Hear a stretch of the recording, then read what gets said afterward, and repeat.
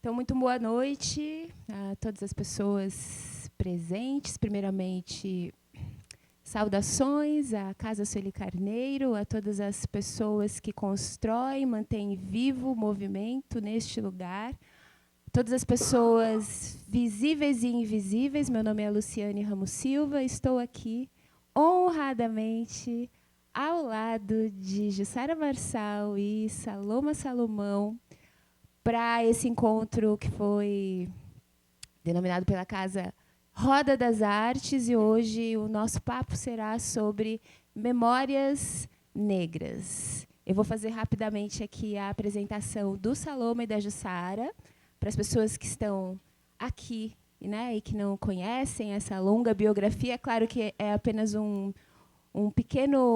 ponto luminoso que a gente apresenta. Essas pessoas são muito mais do que eu vou ler, mas vou ler aqui que eu acho importante.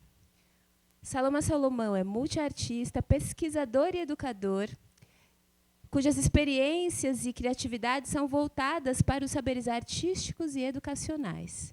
Doutora em História pela PUC São Paulo, trabalhou em universidades públicas e privadas em São Paulo e na Bahia, entre outras, e em outros estados também. E até em outros países, devo dizer. Atualmente é professor colaborador do CELAC USP, Centro de Estudos Latino-Americanos sobre Cultura e Comunicação, professor público de ensino básico e superior, com experiências em gestão cultural, formação continuada de educadores. O Saloma vem ministrando aulas relacionadas com as temáticas das teatralidades negras no Conservatório Dramático Municipal de Tatuí e na Escola Livre de Teatro de Santo André. Bem-vindo, Saloma Salomão. Obrigado, Luciane Ramos. E simbora nós aqui para a pequena biografia de Jussara Marçal. É cantora e compositora, faz parte do trio Metá Metá, já integrou os grupos Vésper Vocal e A Barca, lançou em 2014 o disco solo Encarnado. O álbum ganhou o prêmio APCA, Melhor Álbum de 2014, o prêmio Governador do Estado de Melhor Álbum, voto do júri e prêmio Multishow de Música Compartilhada, entre outros. Em 2015, lançou Anganga, em parceria com Cadu Tenório, músico e experimentador carioca. Em 2017, a Jussara, junto com Rodrigo Campos e Guia Mabes, lançou o disco Sambas do Absurdo, inspirado no livro O Mito de Sísifo, de Alberto Camus. Em fevereiro de 2019, Jussara estreia como atriz na peça Gota d'Água Preta. Faltou aqui um álbum maravilhoso e que, salvo engano, me corrija, por favor, Delta Estácio Blues. Salve, salve, e que é o seu último disco solo. É isso, Jussara? Exatamente. Muito bom. O mais recente, né? O mais recente. Para dar sorte. Exato, exato, o mais recente. Então, a gente abre a nossa conversa aqui. A gente fala de memória, né, e talvez um termo bastante caro para as experiências negras.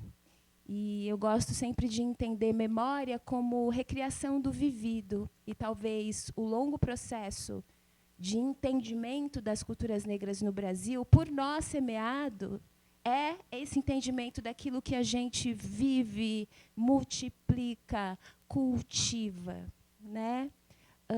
Eu reforço isso porque muitas vezes a ideia de memória está associada a um passado, né? Talvez de um certo imaginário coletivo e que não entendeu ainda a profundidade das nossas negritudes. Bom, dito isso, queria que vocês falassem um pouquinho sobre as suas casas. De que casas vocês vêm? É bem genérica mesmo a pergunta, para que vocês tenham abertura para entender casa. Eu falei de memória e recriação do vivido, né? Entender casa como esse lugar de onde se vem, de onde se cultiva, de onde se elabora conjuras. Eu ou você? Ah, você. Ai, meu Deus. É tão abrangente que a gente fica meio flutuando, né? Eu acho que quando eu penso em casa, eu penso principalmente no universo feminino da minha família. Logo me vem à cabeça, obviamente, minha mãe, minha madrinha, as minhas primas que foram quem me iniciaram na música. Sempre é uma memória muito feminina. E eu estou pensando nisso agora, nunca tinha pensado nisso. Quando você pediu para imaginar o que trazia a ideia casa de sensação, de memória, veio isso. Sempre que eu penso no que eu me formei, nas coisas que me construíram do ponto de vista do que é o conforto, do que é o lar, me vêm essas figuras muito importantes na minha vida, assim, tanto do ponto de vista formador, né, de me trazer coisas, me informar sobre coisas, me levar para lugares, como de construção mesmo, de aprender a tricotar, aprender a cozinhar, aprender a pegar ônibus, é tudo uma memória feminina. É sempre por uma mão feminina que eu fui para esses lugares que as asas foram aprendendo a bater. E assim, não tenho nenhuma questão com os masculinos da minha família, né? O meu pai é uma pessoa muito importante, mas talvez até pelo fato dele ser um cara que o trabalho dele levava ele muito para longe, ele era marítimo, então ele viajava muito, estava sempre 3 meses fora de casa, tinha tudo isso, assim. Então acho que até por isso se configurou o feminino em meu torno, né? A gente sempre viveu eu e minha avó. Aí quando a minha avó faleceu, a gente ficou eu e minha mãe, minha irmã. Quando eu precisei sair da minha cidade e vir estudar em São Paulo, eu vim para casa da minha tia, sabe? É muito muito universo feminino, é o que eu percebo como algo que me acolheu e que ao mesmo tempo que me acolheu, me jogou para o mundo.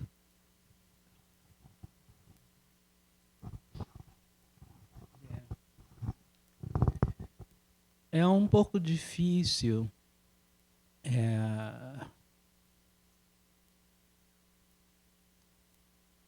Mas talvez tenham 2 ou 3 coisas sobre a casa, a arquitetura, a casa mesmo, a casa da minha família.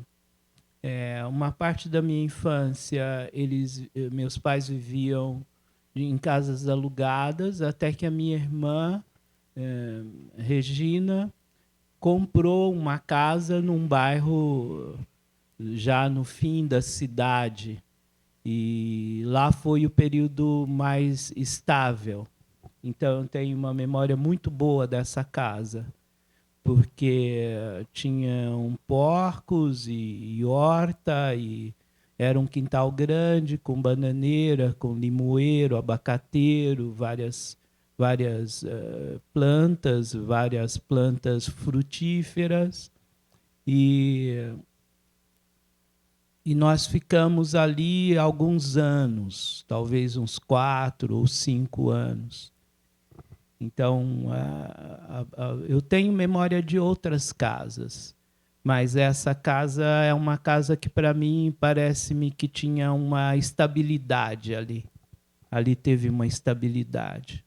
Essa minha irmã, que era doméstica em São Paulo, é quem comprou a casa que já estava pronta, e o meu pai esticou, fez mais alguns cômodos para colocar o fogão de lenha e, enfim, talvez fazer mais um quarto, porque ficou dividido que os meninos ficariam num quarto e as meninas em outro.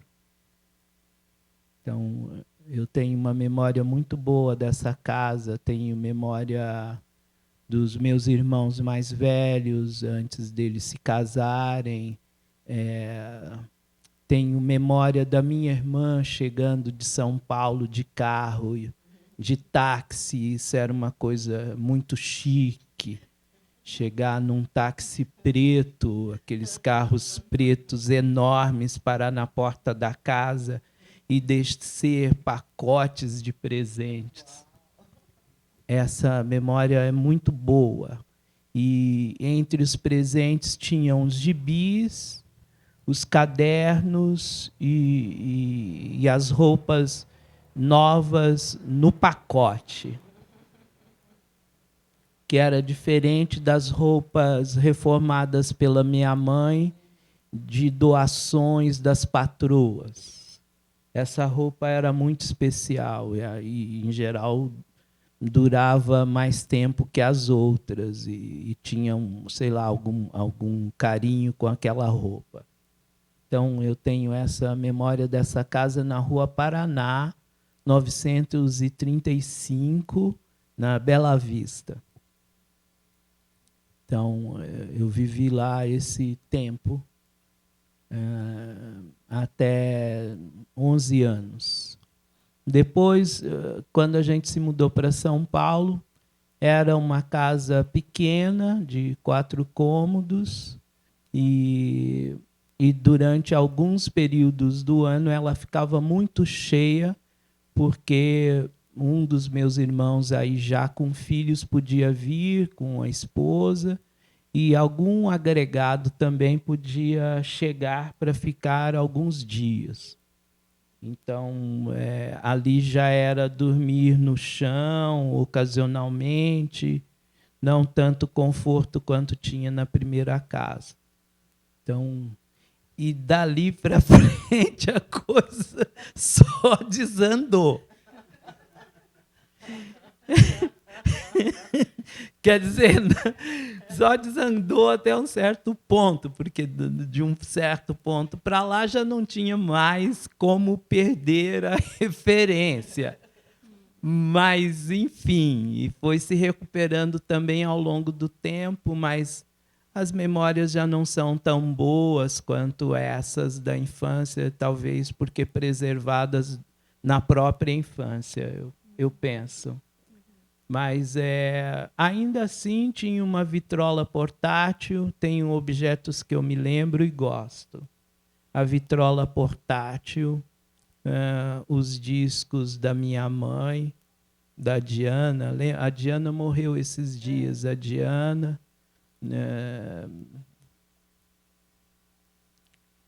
tem um especial, que é um Jair Rodrigues, com as canções, uma delas chama-se Festa para um Rei Negro, que é um disco que eu tenho até hoje, eu herdei dos meus irmãos. É o mesmo disco.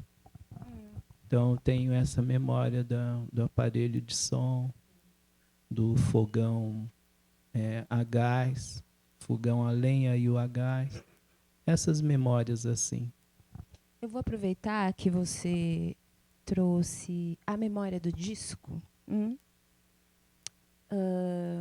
Entre as desandadas e andadas, parte dos nossos caminhos, né?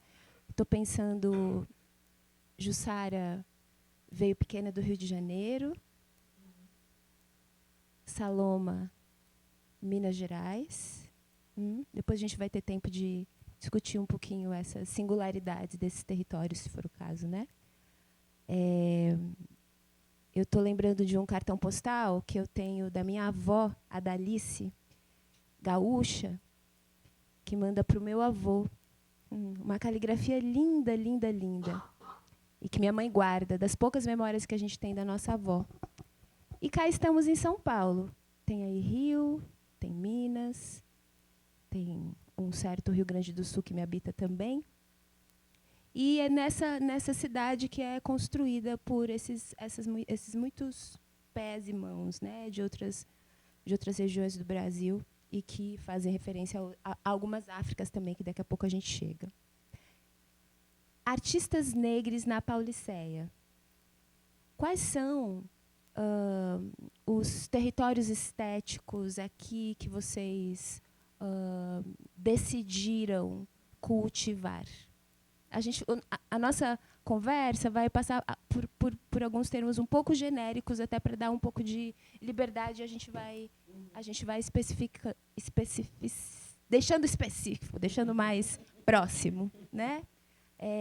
Então, esses territórios estéticos pretos aqui em São Paulo. Isso.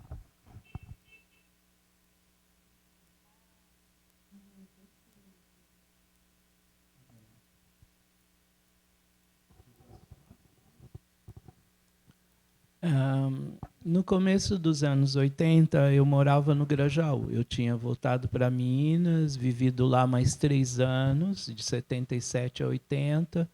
Em 80, no começo do ano, eu voltei para São Paulo e fui fazer o ensino médio, né, numa escola que eu já havia estudado antes. E nesse período, entrei em contato com uma turma lá do Grajaú. Eu morava no Grajaú, fui morar na casa da minha irmã, Margarida, e conheci uma turma muito interessante lidando com música. Eram operários, metalúrgicos, gente da construção civil, trabalhadores assim intermitentes em fábricas e tal. E lá tinha uma turma muito bacana, entre eles um poeta vindo do norte de Minas, chamado João Caetano da Cruz. Esse cara tinha um padrão de musicalidade muito singular e um discurso que combinava negritude e mestiçagem. Ele mesmo se colocava como caboclo. E as canções dele também falavam de caboclos e caboclas. Mas tinha uma poética muito fina. Uma das músicas descrevia um pingo d'água numa folha de inhame. O personagem estava contemplando um pingo d'água numa folha de inhame. E a folha de inhame é grande e o pingo não cola na planta. Ele é mantido íntegro. Então, não sei qual é a substância que tem a folha do inhame. Então, esse cara era um cara singular para mim, na beira lá dos Grajaús e Vila São José, extremo sul, beira da represa.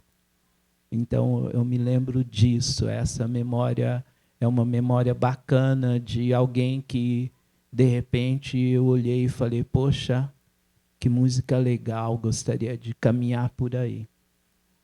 Mais tarde, uns 3, 4 anos depois, fui circulando mais pela cidade e fui encontrando as jovens percussionistas negras que estavam num processo de constituição das primeiras bandas de percussão, tipo Bandalá, uma coisa assim. E na passagem do mestre Moa, do Catendê, do Lumumba, aquilo foi algo que me mobilizou para um outro campo assim de sensibilidade e de relacionamento. Girley, Valquíria, Bete Belli eram jovens da minha idade nessa circunstância e fazendo música autoral. Então, isso foi... eu andava muito por Santo Amaro e Grajaú. A partir desse momento, eu comecei a circular no centro de São Paulo, que era um lugar misterioso para mim. O centro de São Paulo era ameaçador e misterioso. Então, com essa gente, eu fui para baixo do viaduto do Bexiga, ali. O ponto de encontro era ali. E a Kika e a Penha tinham um salão de cabeleireiro ali. Depois isso desmembrou no Oriaxé. Então, essa experiência foi significativa porque me arremessou para outra geografia.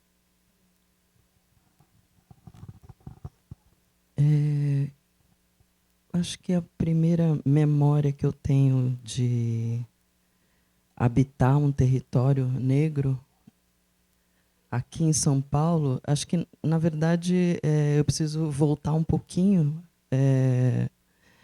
porque quando eu morava no Rio, ainda pequena, a minha tia-avó tinha um terreiro de Umbanda.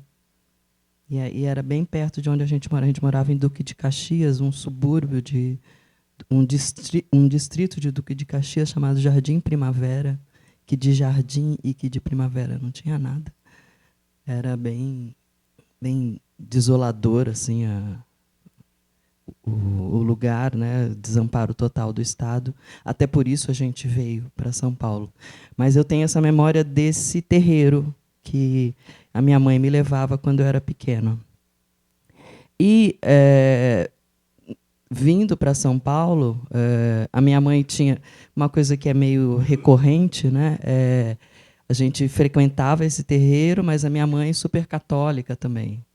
E aí, quando viemos para São Paulo, o lado de religião de matriz africana foi abandonado e ficou só a religiosidade católica.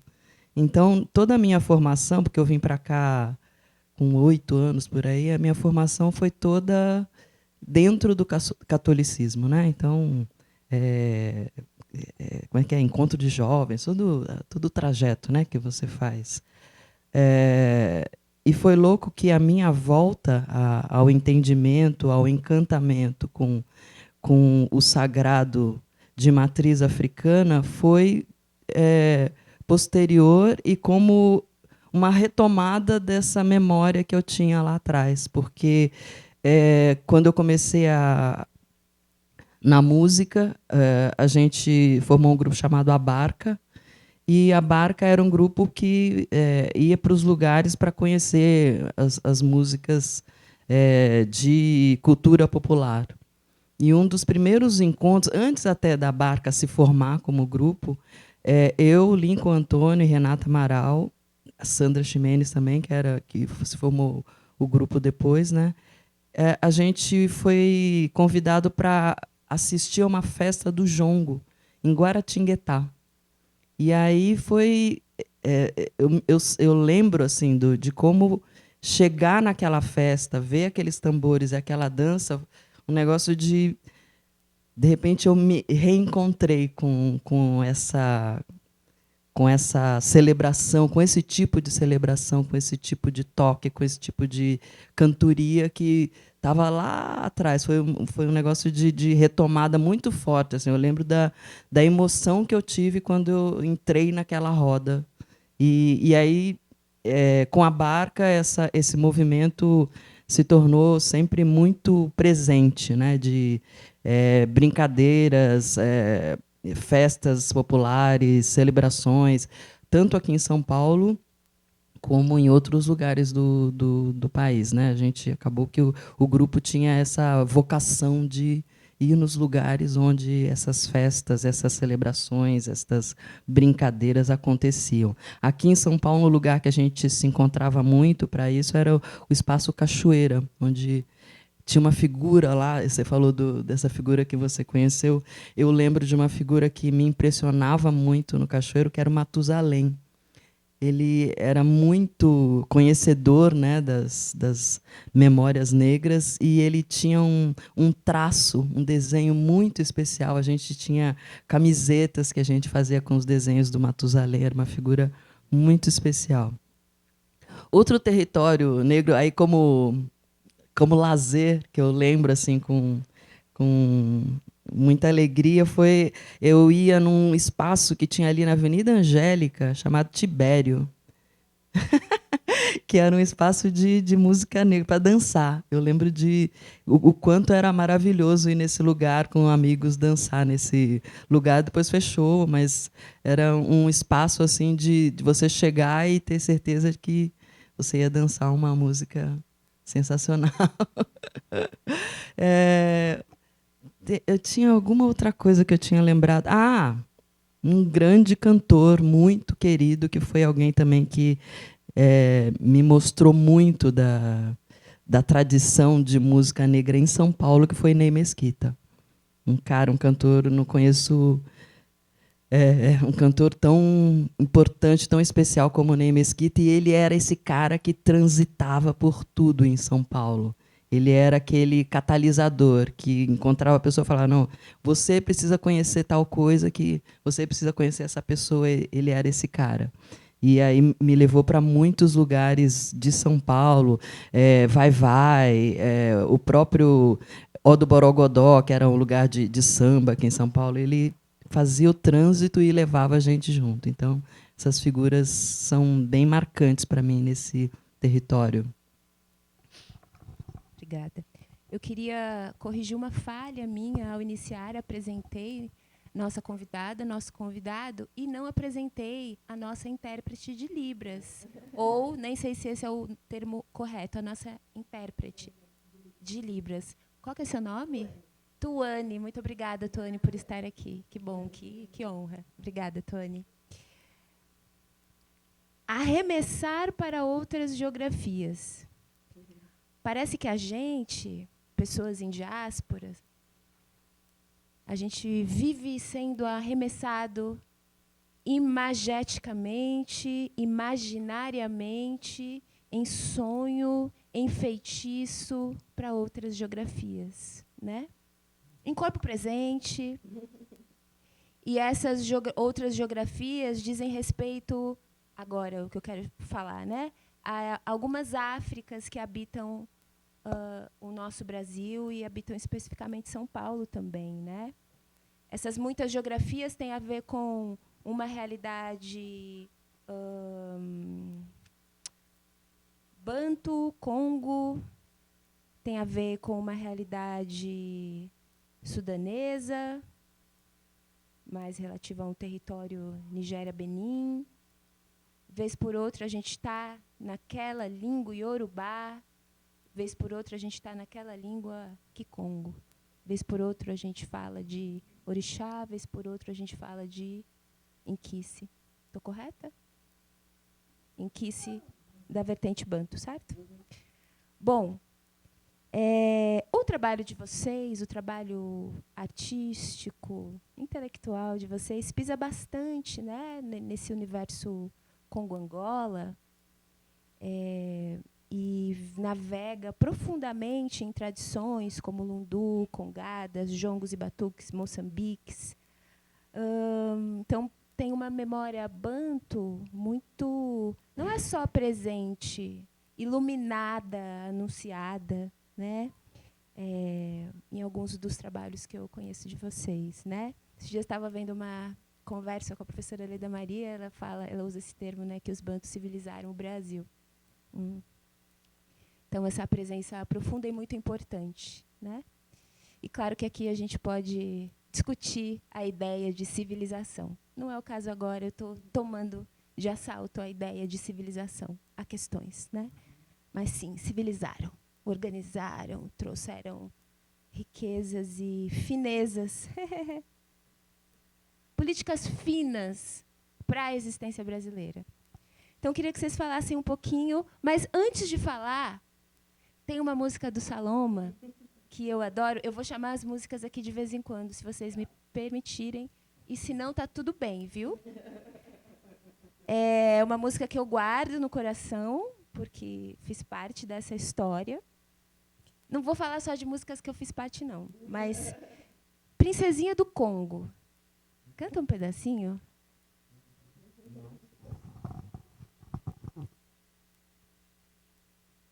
Não mexe com essa menina, meu neguinho, menino, que ela é a filha do dito baianinho. Ela é princesa do Congo no lugar, herdeira da coroa que a mãe dela vai deixar. Quando ela passa, ela deixa um perfume de rosa no caminho. quando ela dança, princesinha africana de rosa no cabelo. Obrigada, Saloma. É. Então, fala um pouco pra gente sobre essa presença banta na criação artística de vocês. Sim. No nível assim consciente, talvez para mim tenha surgido na década de 80, em 80, 81, por aí, quando eu conheci um artista jovem também, que tinha um ano a menos que eu, talvez, chamado Orival Carolino de Lima, cuja mãe tinha migrado de uma cidade chamada Braúnas para o Valo Velho. E ele se tornou meu parceiro de canções, ele e o pai da Maite, que estava aqui, da Maitê. E nessa época a gente começou a fazer canções que tematizavam essa coisa de uma negritude mais relacionada à experiência de cada um. Então a gente fez uma primeira música chamada Rei Congo, Rei Cego, Rei Negro. É uma música de 80 e que a gente fez um festival em Itapecerica da Serra, depois esses festivais do interior de música que eram competitivos e tinham premiações, algumas premiações em dinheiro, e era um jeito da gente tentar descolar alguma coisa, porque a vida era muito apertada. Eu trabalhava como artesão e ele dava aulas de violão particular para gente de classe média branca no Brooklyn. E eu fazia o ensino médio nessa escola no Brooklyn e ele também em outra escola. Então, essa consciência de que o congado, e depois logo adiante eu falo o que é o congado para mim, né?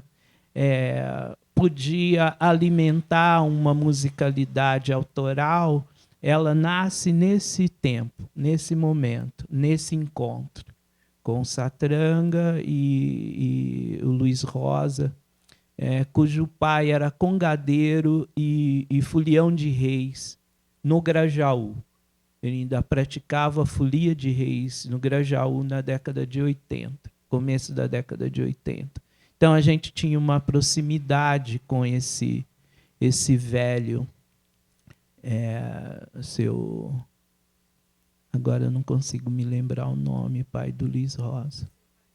Seu Raimundo. Você ainda estava aí? Eu pensei que tivesse ido. Sim. Os avós da Maitê também eram migrantes do sul de Minas. Então, o Grajaú era uma Mineralândia, com muita gente migrada de Minas. Então, começamos a levantar isso. Mas tem uma anterioridade que seria uma infância regada por esses grupos chamados Congos, Moçambiques e folias de reis, que era a principal forma de cultura negra da cidade, uma cidade que era um engenho de cana. Então, muitas famílias negras e muita música negra mesmo, assim, dessa vertente.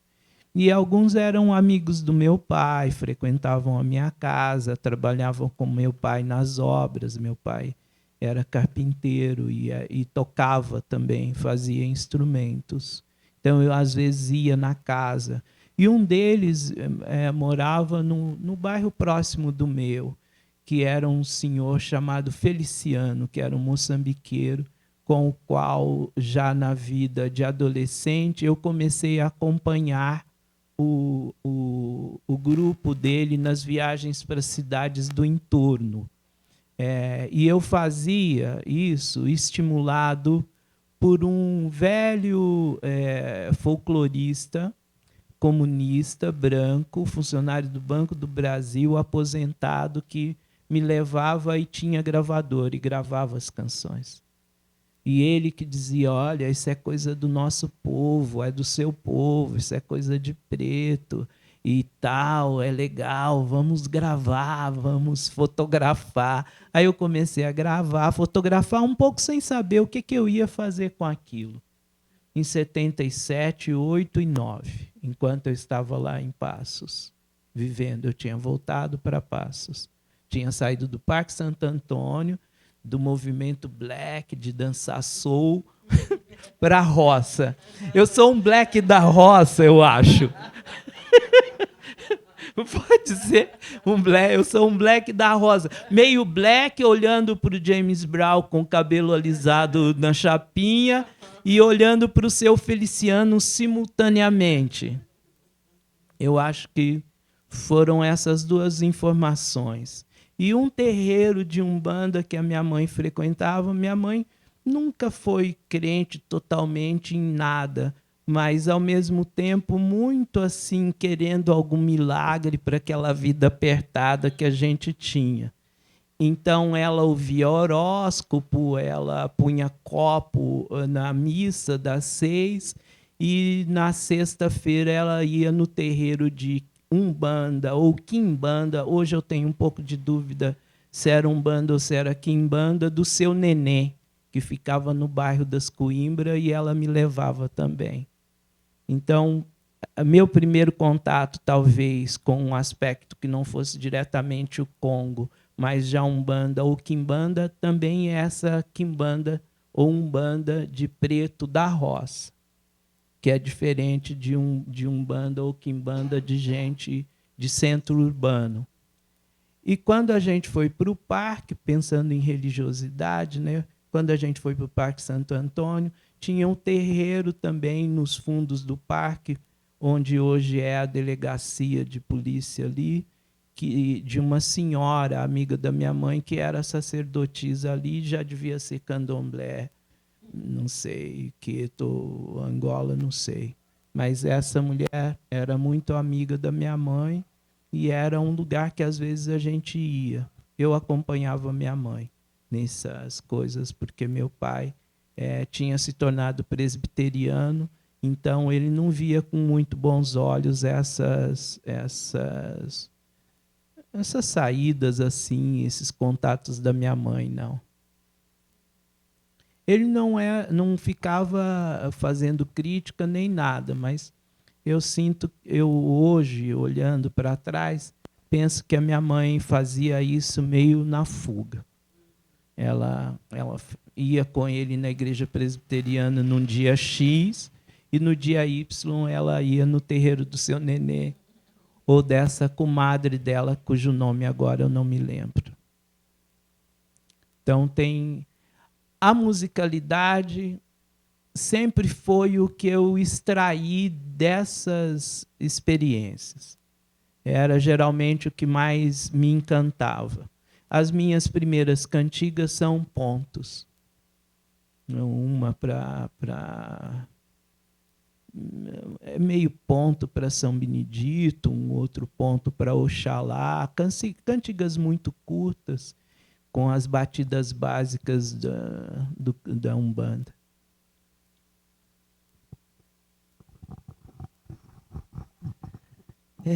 Acho que, do ponto de vista da composição, sempre eu acho que o ponto de partida foi esse encontro com a música de tradição popular que eu vivi com esse grupo de amigos no Grupo Abarca. Foi aí que, não só para mim, para todo mundo que fazia parte desse grupo, um entendimento assim, do que tinha de fonte de musicalidade em tudo que era tradição brasileira, foi um negócio que mudou o jeito de todo mundo fazer música. Então, para mim foi muito importante esse encontro e eu lembro que as minhas primeiras composições bebem totalmente nessa fonte e nesse encantamento. Então, acho que dá para falar que a primeira letra que eu fiz foi para uma música do Lincoln Antônio, parceiro também agora do Saloma. E eu tinha acabado de ir numa festa do Congado dos Arturos, lá em Minas. E aí, quando ele me deu a melodia, imediatamente eu lembrei da festa que a gente tinha vivido ali, né, todas as cerimônias, são vários dias de festa, é um momento de suspensão absoluta, assim, que você quase que é transportado para outro momento, assim, geograficamente e temporalmente, dá para dizer. E aí, essa primeira canção é totalmente inspirada nesse universo do Congado, que é de tradição banto, né?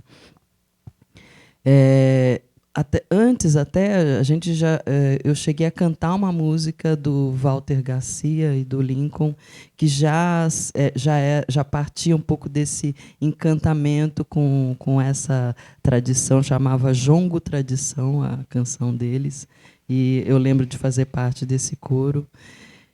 E é isso, é muito presente tanto no jeito de cantar como na inspiração para as letras. É essa referência que eu tenho dessa tradição, né, que é principalmente... Eu conheço principalmente o pessoal de Justinópolis, com quem eu fiquei bem próxima, do Congado Mineiro, mas também conheci um pouco dos Arturos. E é um jeito de cantar com que eu me identifico muito, assim.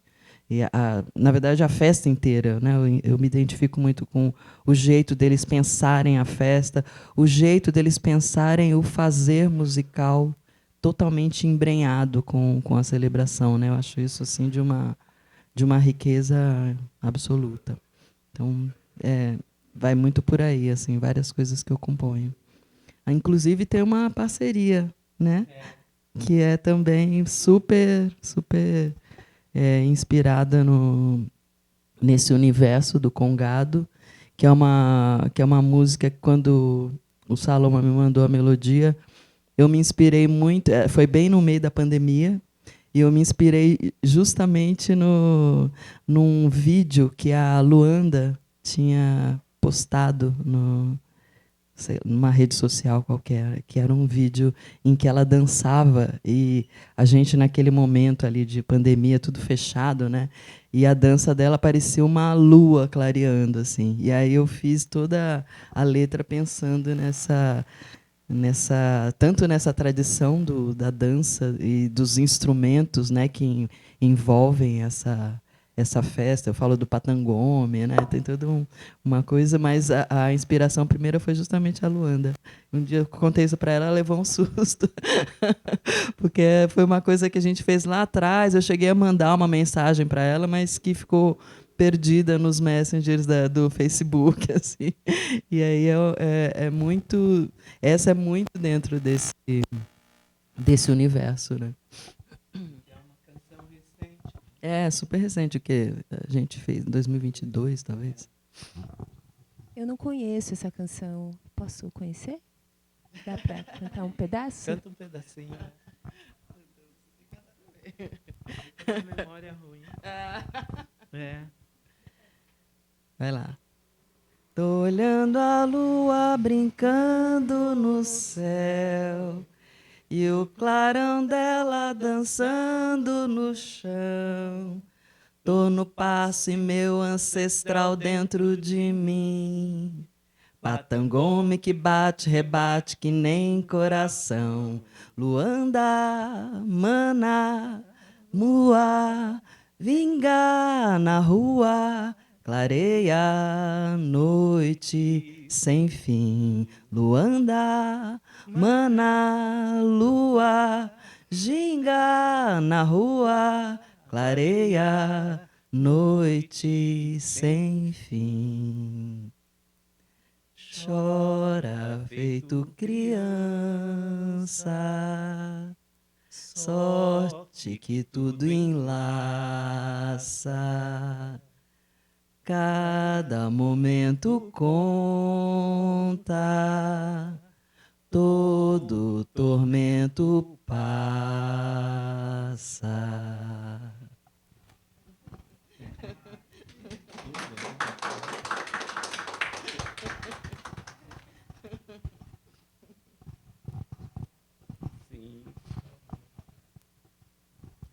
Peguei esse trechinho aqui, ver se está correto. Tô no passo e meu ancestral dentro de mim. O Saloma falou de um black da roça. E a gente conversando como essas tradições pretas habitam as nossas formas de fazer arte, as nossas formas de, claro, pensar o mundo. E parece que, para a criação artística, para criar qualquer coisa neste mundo, é preciso profundidade, sustância, né? Um conhecimento e um habitar, talvez, muitos ancestrais dentro dos nossos corpos, de modo que a gente entenda e consiga trazer em musicalidade, no caso de vocês, e no caso, no que o Saloma falou, uma musicalidade autoral, né? Então, Saloma diz, essas estéticas têm alimentado uma musicalidade autoral, e eu estou pensando quanto de substância é preciso, né? Quanto de relação profunda, que é profunda porque é ancestral, mas não só, é técnica também, né? Então, é pesquisa, né? E claro que isso é também uma pequena provocação, não para nós, mas para o mundão lá fora, que tem superficialmente tomado de assalto essas tradições, né? Então, queria que a gente tenha aqui um público que talvez não seja iniciado na música, né? E vocês são também educador. Vamos falar um pouquinho de forma. Então, quando essas musicalidades atravessam os vossos modos de fazer música, eu fico pensando dá para falar um pouquinho mais sobre esses elementos que atravessam a música, o seu criar da música é um modo de cantar, é um instrumento, enfim, só esmiuçar um pouquinho musicalmente como isso acontece. Acho que é um pouco para mim, que sou leiga e tenho bastante interesse, talvez outras pessoas também.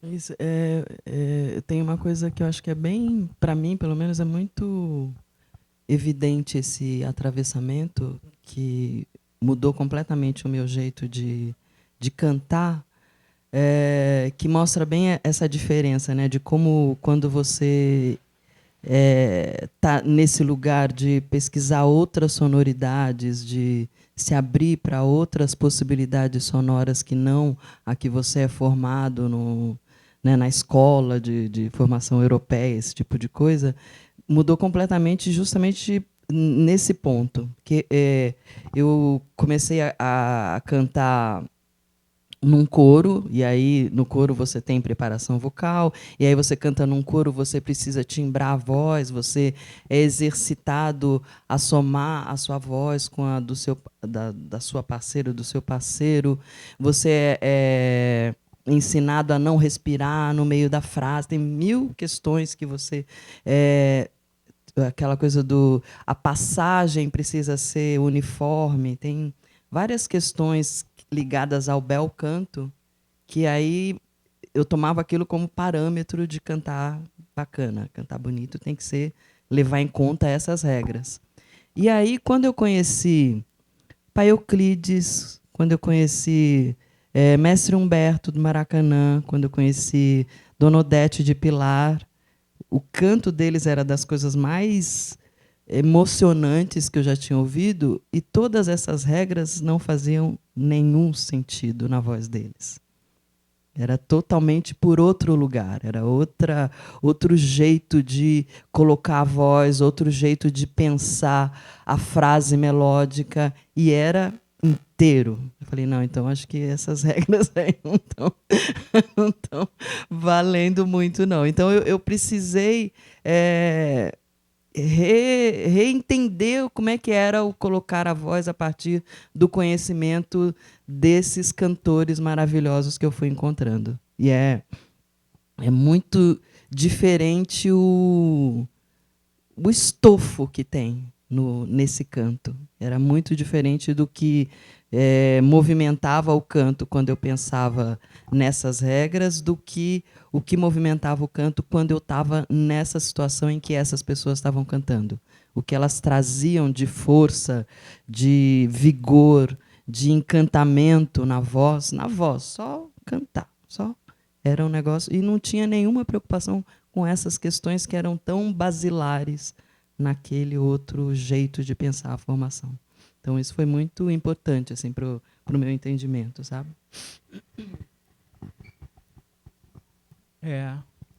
Eu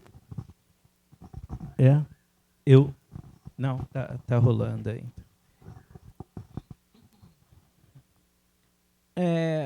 Hoje, olhando assim para trás, eu acho que tem algo que foi um estímulo de saída para mim, que era o fato do meu pai tocar e construir instrumentos.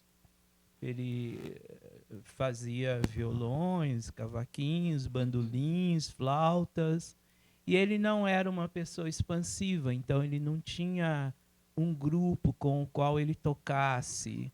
Havia o seu Serapião, o pai da Maria da Penha, que por sua vez minha cunhada, mas que era também um homem meio triste, parecido com meu pai. Ambos eram homens pretos um pouco para dentro, não expansivos.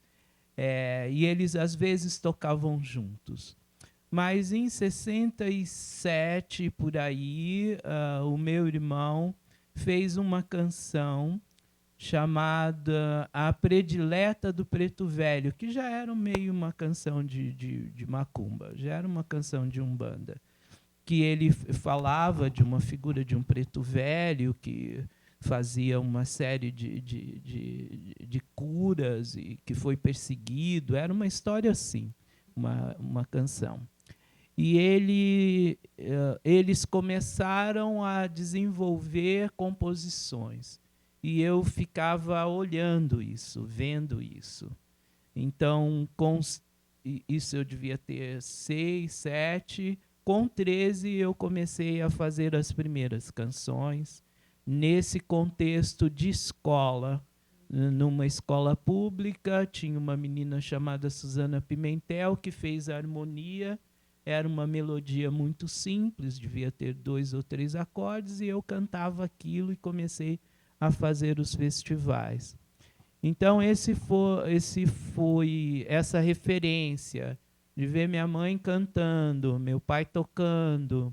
E a minha mãe, sim, ela era muito expansiva, ela gritava, ela falava palavrão, ela jogava coisa, ela tinha uma alegria e uma esperança, uma coisa assim meio transbordante.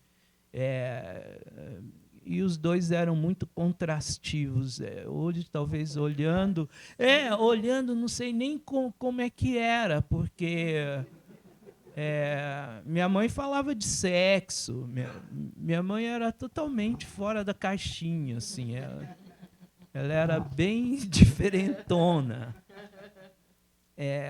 Até pensando na roupa, minha mãe era totalmente colorida, o lenço era de uma cor, o taieiro, a blusa era de outro, e a saia de outro, e o sapato de outro.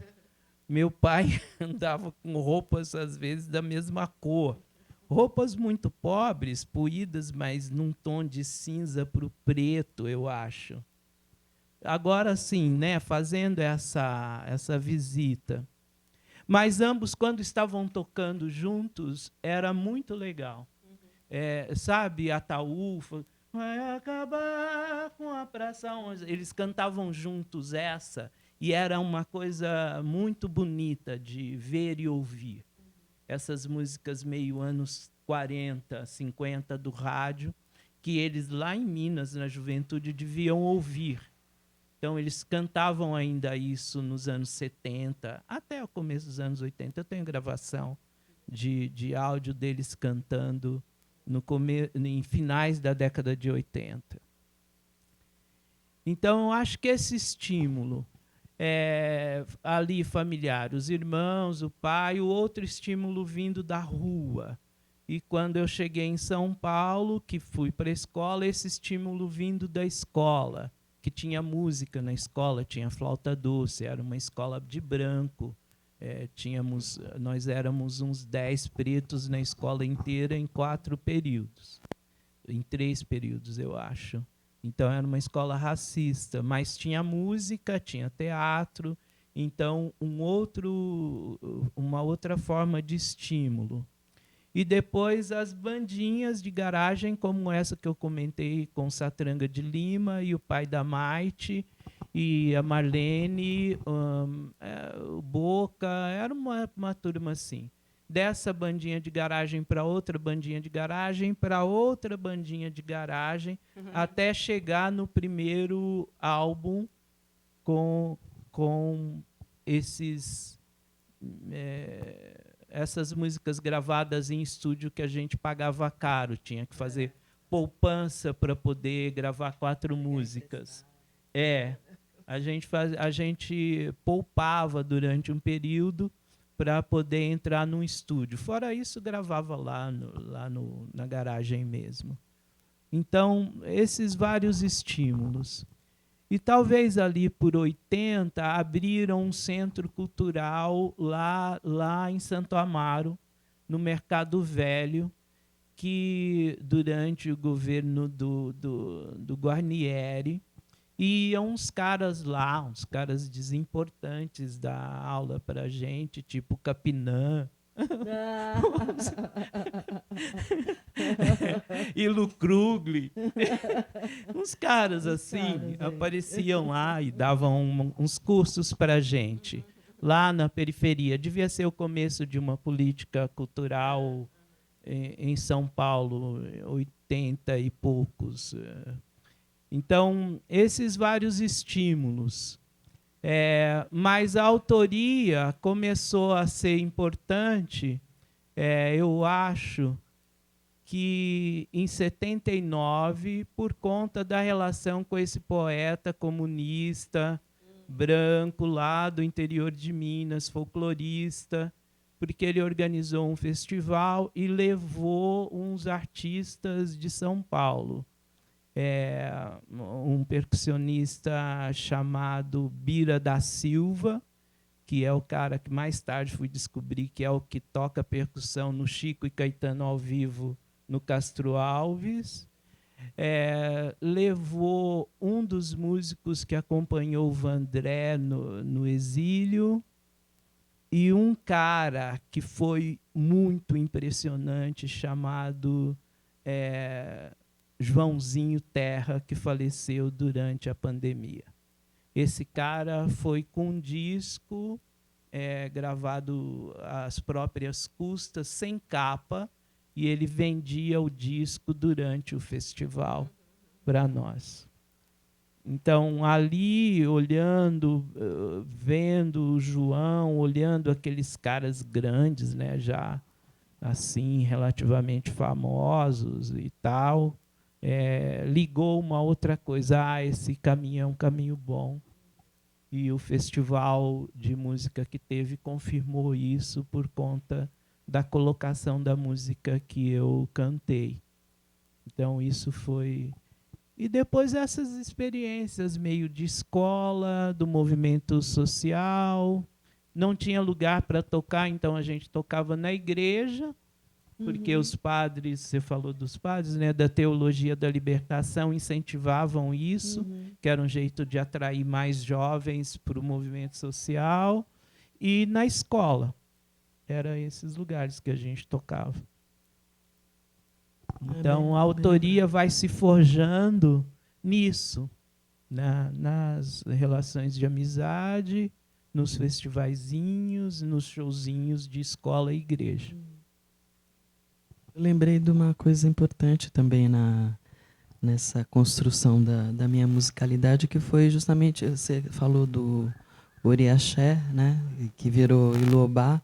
Também foi onde eu comecei a me aventurar mais a tocar instrumento de percussão. Até então, nunca tinha me aventurado.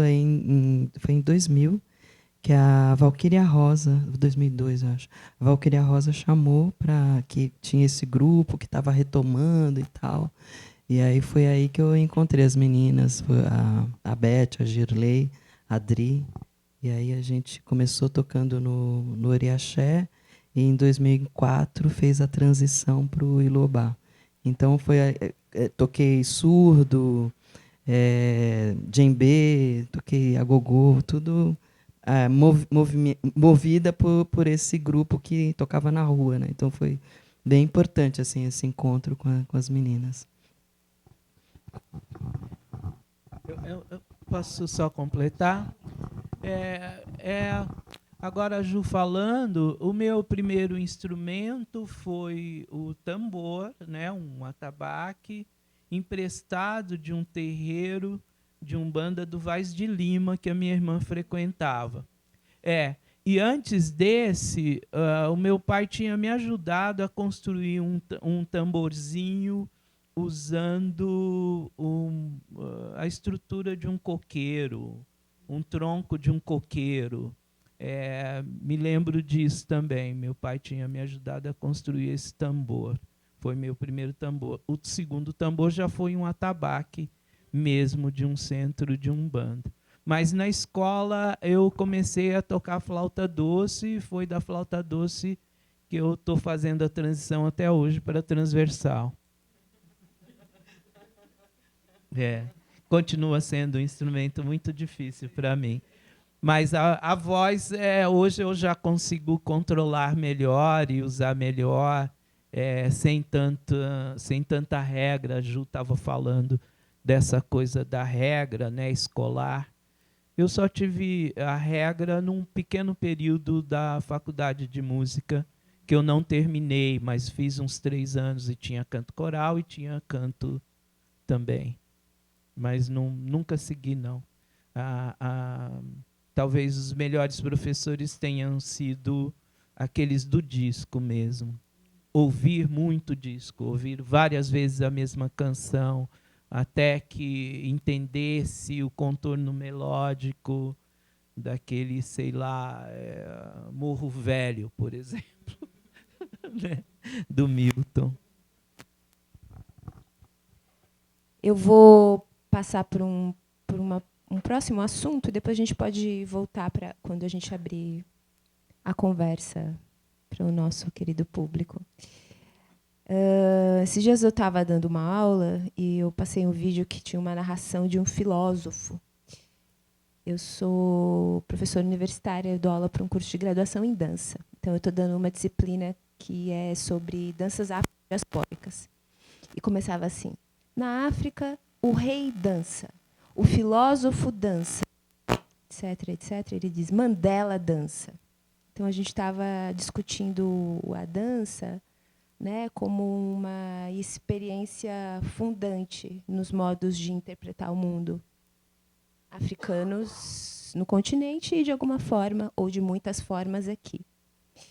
Vocês são artistas interdisciplinares, sem que essa palavra interdisciplinaridade seja um jargão, porque, de fato, né, tanto Saloma, como disse, é historiador, né, a música que você constrói, ela é também uma interrogação da história. A todo momento eu vejo isso na sua música e aprendo com isso, né?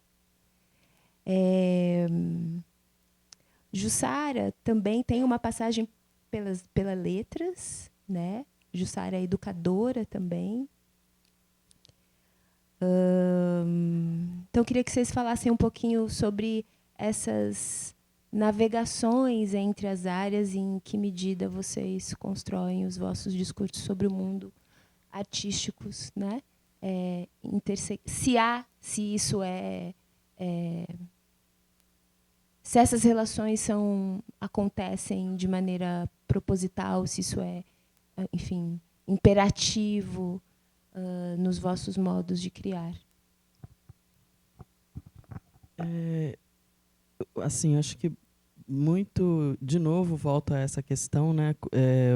O meu lado educadora se firmou por conta desse encontro com a música tradicional. Tudo, eu dei aula na AMB Morumbi, aula de canto para o pessoal que estava se formando em teatro, e a minha aula era baseada no repertório que a gente tinha recolhido, né, nessas viagens. E era sempre uma aula que buscava o canto em conjunto, as pessoas descobrirem a expressividade da própria voz a partir desse jogo com as músicas de cultura tradicional. Porque essas músicas elas são muito propícias a esses encontros de formação, porque, ao mesmo tempo que elas são simples, têm uma facilidade para você aprender, elas têm uma abertura para muitas complexidades do que é musical, do que é elemento musical, do que é técnica musical, do que todos os elementos básicos importantes você pode tirar de uma simples melodia das cantadeiras do Souza lá de Minas, né?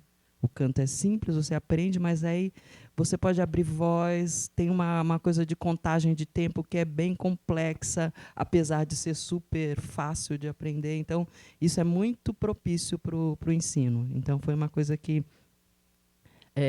eu, como educadora, sempre usei esse repertório como referência para as minhas aulas. Até hoje eu encontro aluno que fez algum tempo de aula comigo e eles lembram das cantigas, porque tem isso também, né? Elas começam a fazer parte da sua vida porque elas, né, te remetem a uma experiência sonora muito, muito forte, muito viva, né? E eu acho que esse trânsito, acho que vem disso, né? De você aprender muita melodia, aprender muitos temas diferentes, e isso acaba que vira fonte de inspiração para a criação de outras coisas. Acho que, nesse sentido, o meu lado compositor, eu acho que floresceu a partir do conhecimento, da pesquisa que a gente fez nesse universo assim infindável de canções e versos e provérbios dessa cultura.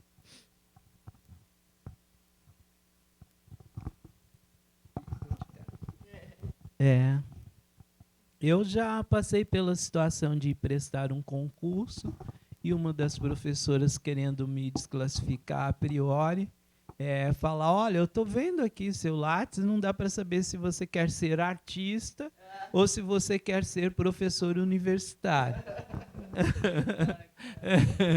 Já passei por esse tipo de coisa, como se fosse uma incompatibilidade, uma esquizofrenia, uma coisa doentia, né? E, de fato, cada vez eu acho que foi se tornando mais convergente. Eu me tornei educador indo trabalhar na FEBEM na década de 80, como uma alternativa ao que eu fazia antes, que eu era alfaiate e artesão, mas num período muito difícil de sobreviver com essas artes. Então, eu tinha ingressado na Universidade de Música e fui trabalhar na FEBEM com musicalização e entretenimento lá com os jovens, e foi muito importante para mim me descobrir como educador naquelas circunstâncias, por piores que fossem, porque eles estavam confinados, né? A FEBEM é uma cadeia que mudou de nome, tudo, mas continua sendo uma cadeia para jovens pobres encarcerados, para que a sociedade, em tese, fique em paz. Então, mas mesmo com tudo isso, lá foi muito bom, porque havia um pedagogo que era músico, havia um outro educador que era capoeirista, havia um outro educador que era violonista. Então, às vezes, a gente fazia roda com eles, chegamos a organizar festivais de música, peças de teatro, assim. Num dado momento, tinha uma equipe transdisciplinar com pedagogos, psicólogos e educadores artistas. Então, ali eu falei, uau, então dá para desenvolver essa habilidade de educador, tendo a música como fundamento, né? Então, isso foi muito importante para mim, para o meu desenvolvimento como educador. E depois fui fazer história, mas continuei usando música e outras linguagens para dar aula, levando canções e pondo música para ouvir, refletir em torno daquilo, ensinando canções para os meus alunos. Óbvio que o olhar, às vezes, de fora, né, dos outros professores ou outras professoras mais sistemáticos, assim, né, usar esse termo, sistemáticos, não me viam com bons olhos, como talvez até com certo preconceito. Mas, no fim das contas, acabou dando certo. Hoje, essencialmente, é isso que eu faço. Música, teatro e movimento de corpo e texto, e tudo às vezes junto, às vezes separado, e estou sobrevivendo até bem, assim, não estou ganhando dinheiro, mas todo mês eu pago as contas, eu ajudo os meus filhos, eu divido com a minha mulher lá as despesas da casa, e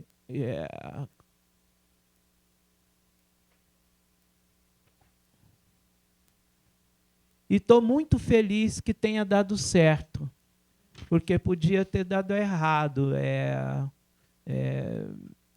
Sei lá, eu às vezes olho para alguns amigos meus que eram pessoas muito criativas na juventude e que, num dado momento da vida, parece que se impôs uma coisa doída de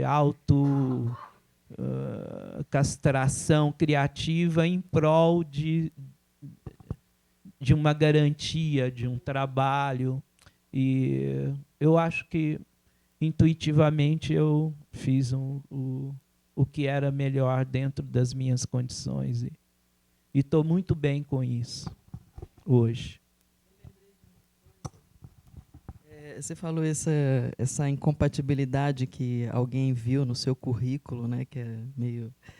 Eu vivi algo semelhante, mas até positivamente, porque é esse histórico, né? Sempre música coletiva. Então, o primeiro disco meu foi com Vésper, grupo. E aí, vários discos com a Barca, grupo, coletivo. Sempre música coletiva. Eu demorei para fazer o meu primeiro disco solo, né? O primeiro disco solo eu fiz em 2014. Então, e aí calhou de Deus concorrer a esse prêmio, que até você citou no início, né, Lu? O prêmio Governador do Estado. E aí, com esse histórico e o que se conhecia dos prêmios dados até então, falei, não vou ganhar, claro que não vou, porque eu não tenho disco solo, né? E aí vai ser, sei lá, Mônica Salmazo, quem tem sei lá quantos discos solos lançados. E aí eu tive a sorte do júri ser um pessoal que levou em conta o fato de eu ser uma cantora com vários discos lançados, só que não nesse formato que é o formato individual, né? Então, acabei ganhando esse prêmio do júri, mas que é meio fora da curva. Se você for ver o histórico de quem ganhou esse prêmio, é sempre quem tem um número X lá de discos lançados com nome, com seu nome ali individual, como cantor. E eu não, assim, tanto Vésper como Barca, Metá, é tudo trabalho em grupo. A música é feita coletivamente mesmo, né? Então, por isso, até não sentia falta de ter um disco com meu nome. Foi até um pouco assim, tanta gente falando, né? Vamos lá ver como é que é. Eu acho legal também, mas não é... Nunca foi essencial para mim essa coisa de ter o nome lá figurando, né, no disco. Eu acho que tem um pouco a ver com o que você tinha falado aí, o que se imagina, né, do currículo de alguém. Não, se você é cantor, você tem que ter disco solo. Se você é professor, você tem que seguir esse caminho aqui. Não, pode ser outra, pode ser de outro jeito, né? Eu vou propor uma dramaturgia aqui, para a gente falar do seu álbum. E a ponte vai ser o Saloma, sem microfone.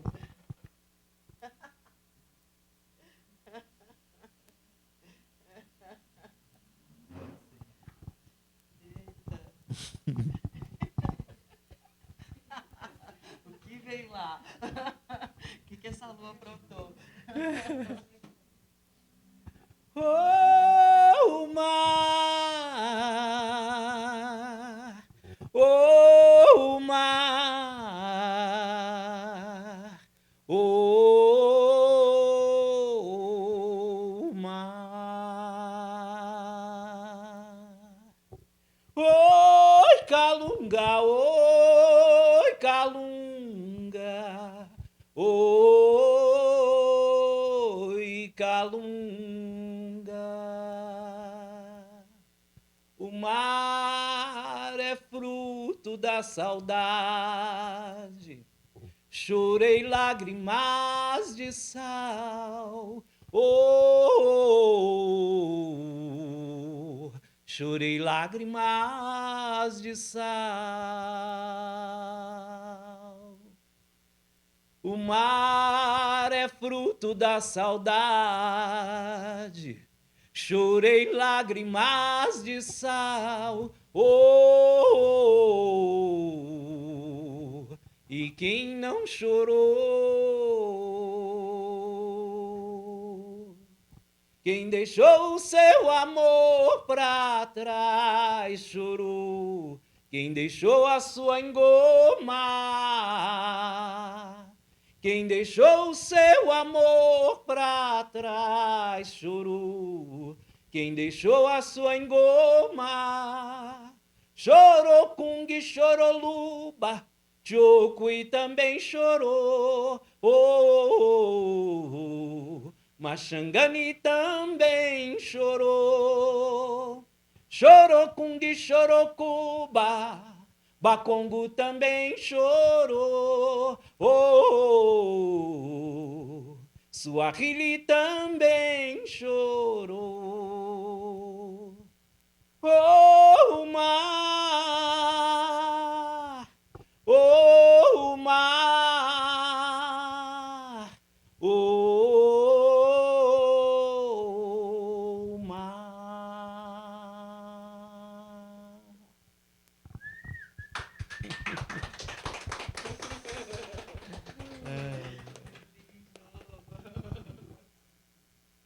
A gente vai fazer uma ponte para falar de Água Salgada.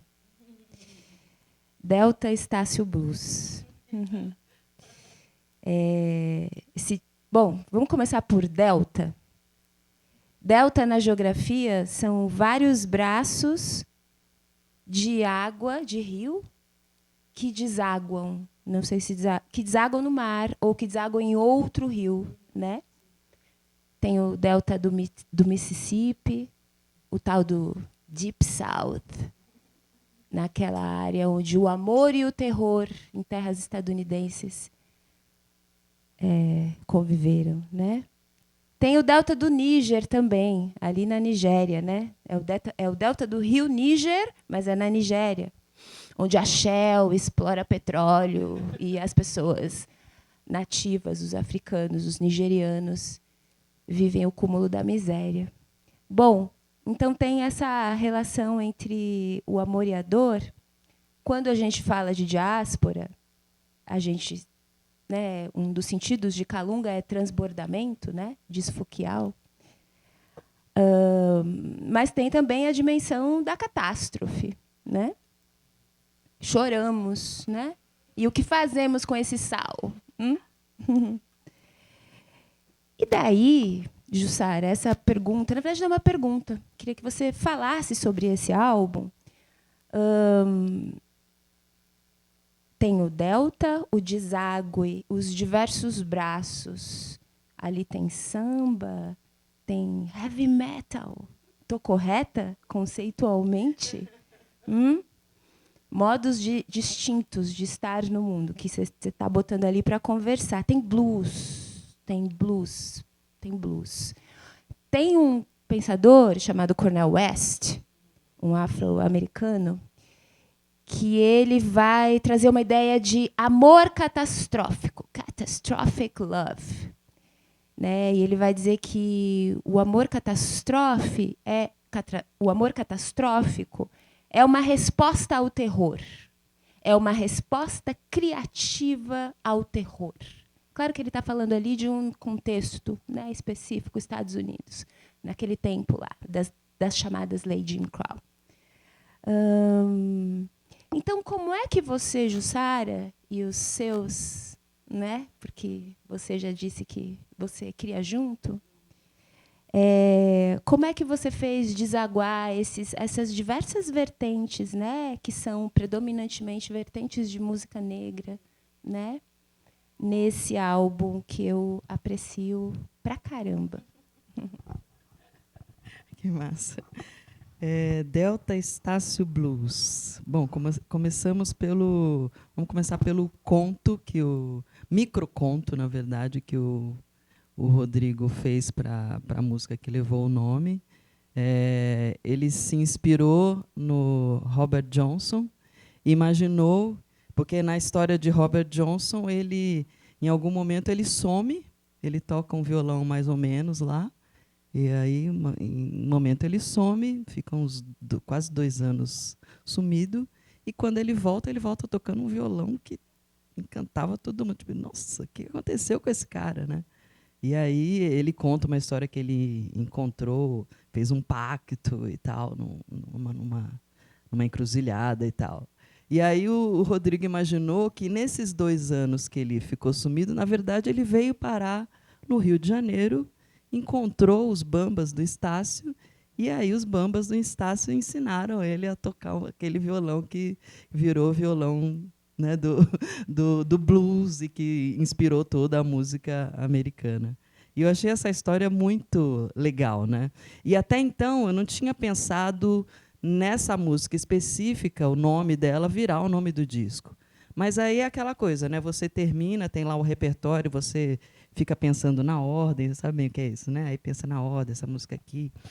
E o nome não vinha. Pensava em vários nomes e não vinha nome. E o disco tinha muito essa busca pela polirritmia. Era muito presente isso. Tanto a busca pela polirritmia, como a busca pelos timbres mais inusitados. Tanto que a gente mergulhou no eletrônico, porque o eletrônico tem uma fonte infindável de possibilidades sonoras, de timbre. Então, era essa a busca. E, avaliando todo o repertório, todas as levadas que a gente foi construindo, a gente percebeu que estava muito evidente que a gente estava trazendo ali referências que tinham a ver com o samba, que tinha a ver com a música daqui do Brasil, mas que também tinha referência no rap. Acho que principalmente o rap, as batidas do rap, até o processo de construção das canções é muito parecido com o do rap, que você constrói a base e aí o verso vem depois, né? Você fala o verso em cima daquela base que é construída. E as canções do Delta Estácio Blues, elas foram feitas assim. A gente pensou na base, construiu a base, e aí a gente dava para os compositores, para eles. Às vezes a gente fazia uma melodia e o compositor colocava uma letra. No caso dessa do Rodrigo, a gente fez a base e ele criou tudo. Então era sempre esse processo que é muito semelhante ao do rap. E aí não só rap, né? Tem música latino-americana, tem muita referência de música negra ali. E aí eu percebi que Delta Estácio Blues, na verdade, sintetizava toda a ideia do disco. E aí, por isso que virou Delta Estácio Blues, porque, na verdade, é um grande delta de muitos afluentes de música negra de vários lugares, né? Vários países de África, Estados Unidos e aqui na América Latina muitas referências também. Então, vários samples que a gente usa são de várias regiões desses lugares. Então, acho que no final, uma coisa que era só uma canção feita, ela, na verdade, ela simbolizou, ela sintetizou toda a ideia do disco. Obrigada. Audiência instigada, já vou passar a palavra para vocês, então se preparem. Última pergunta. Última não, né? Para o Saloma. Saloma, vou aproveitar a deixa que Jussara deu em relação a esse álbum e queria que você, há uns 10 anos, talvez um pouquinho menos ou mais, a gente foi para o Acre, numa caravana. E esse trabalho musical, 2014, pronto, 10 anos. Esse trabalho maravilhoso. Esse trabalho musical, ele tinha ali uma relação com as musicalidades afro-brasileiras, com as musicalidades africanas também. Conta um pouco para a gente. Sim,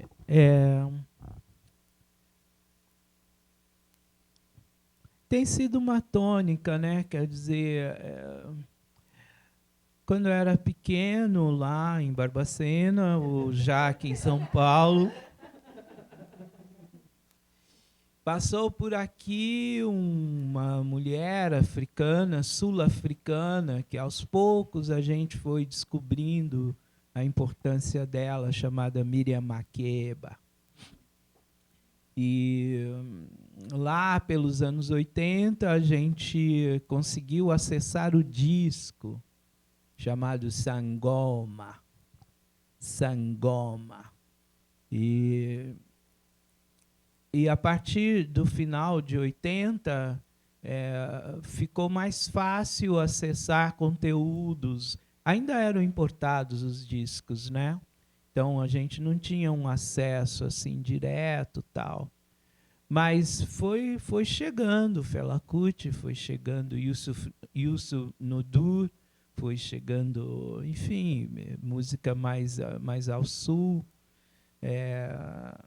E a gente foi vendo as possibilidades reais de incorporar elementos de uma música africana contemporânea, urbana, às vezes música pop africana, não necessariamente música tradicional, acomodar na nossa sensibilidade em primeira instância, pela audição, pela conversa. Então, em fins da década de 80, eu participava de uma banda chamada Banda Tribo, que era uma banda multiétnica, mas que estava tentando fazer um filtro de musicalidade negra com esses elementos de música africana contemporânea. E eu fiquei nessa, às vezes indo um pouco mais para o lado das Minas Bantas, às vezes indo mais para o lado dessa experiência de São Paulo ser esse caldeirão e esse liquidificador, que as coisas às vezes não se sustentam durante muito tempo, aprofundando a pesquisa e tal. Em 2014, a gente estava na onda do álbum chamado Aurora Negra. Aurora Negra. Aí já tinha incorporado a experiência do contato com gente africana, né, de passagem por São Paulo, pelo Brasil, já tinha incorporado a experiência de ficar um mês na Universidade Cheikh Anta Diop e na Ilha de Gorée, tinha, enfim, processado os encontros com um compositor e pesquisador da Guiné-Bissau chamado Braima Galissa, tocador de corá na Europa, morando em Lisboa. Então, enquanto eu estava fazendo doutorado lá, esse, digamos assim, um mapeamento desse período que vai de 2000 a 2010, tentando produzir uma síntese.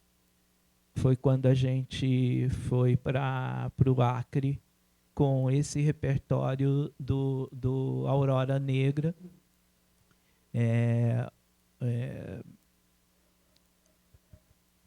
com Caçapava. Era uma turma, Carlinhos Antunes, que é um cara desse circuito de música instrumental, mas que tinha feito uma viagem pelo Burkina Faso e tinha trazido um conteúdo muito rico do festival que ele tinha passado por lá. Mas, no fim das contas, a relação não foi boa, não. Achei ele muito racista e me afastei dele depois da volta do Acre. Mas, de qualquer forma, tem isso, né, de Bokassa, o Kolela. O Kolela Kabengele, que se aproximou, a gente fez 2 eventos, né? Um na Mário de Andrade. O Kabé eu já conheço há muitos anos, né? O pai do Bokassa e do Kolela eu conheço desde os anos 80. Ele deu um curso no acervo da memória do viver afro-brasileiro no começo da década de 80 que eu participei. Então, já o conhecia desde esse período. Mas os meninos eu fui conhecê-los depois, os filhos do Kabengele Munanga, e que também são artistas, né?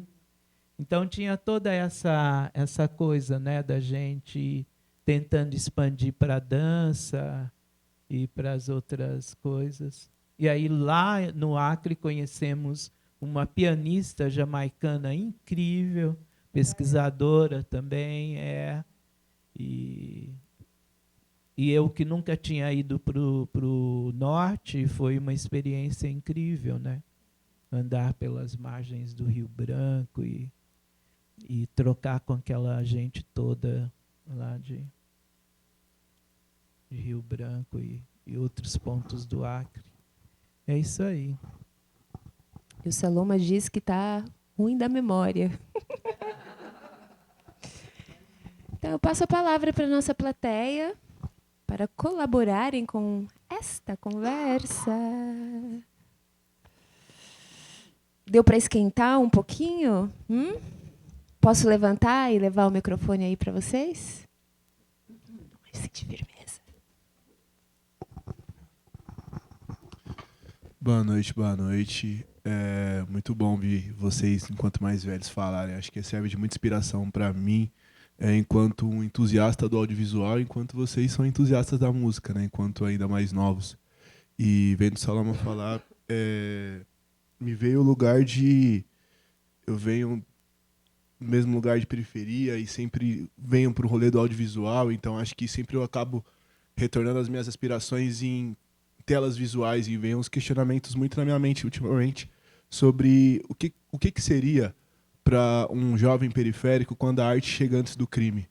E quando eu vejo vocês dois falarem, e até você próprio dizer sobre os seus incentivos dentro da própria escola, enquanto incentivos teatrais e artísticos, e até próprias suas referências em casa, e logo depois disso, em 79, quando você fala que conhece esse jovem comunista branco, que também incentiva o seu lado artístico, e o quanto esses incentivos mudam a sua trajetória enquanto artista, e logo depois você inicia a sua carreira como educador dentro da FEBEM, vendo inúmeros, como você mesmo disse, a castração criativa, que eu vejo ainda acontecendo no século, nas décadas à frente, ainda na minha época, né? De quantos jovens criativos da minha própria idade que andam comigo, que estão comigo no meu dia a dia, mas que têm essa castração criativa por inúmeros fatores. E elas acontecem desde os fatores neuroquímicos, que são as drogas, ou por outros fatores hoje em dia. Então, acho que o quanto esses incentivos realmente fomentaram a sua carreira e fizeram realmente você acreditar que poderia existir um lugar melhor, mesmo que ainda não conseguisse se ver e tocá-lo, sabe?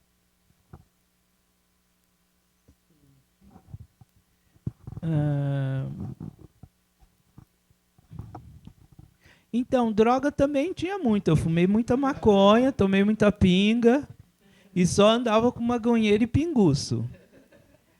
A diferença é que não tinha esse nível de violência que foi disseminado na sociedade brasileira no período posterior.